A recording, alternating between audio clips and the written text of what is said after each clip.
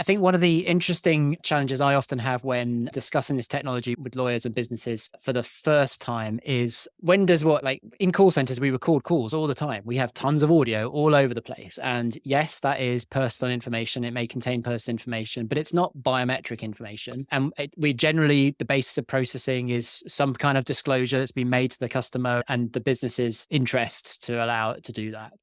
So when does a piece of audio become biometric data and therefore require consent? And that's often the distinction between those is I find people get confused with. I don't know if you want to say anything on that. The European Data Protection Authority acknowledges that Article 29 Working Party, WP 193, I think, it says a pure recording is not yet biometric data.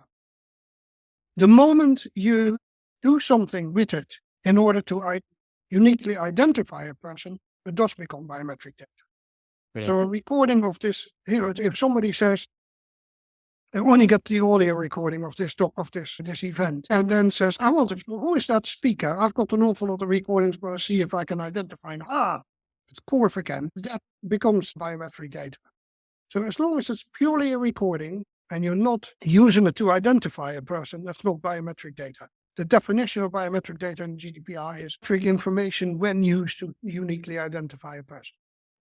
Perfect. That's a really great explanation. I will reuse that again.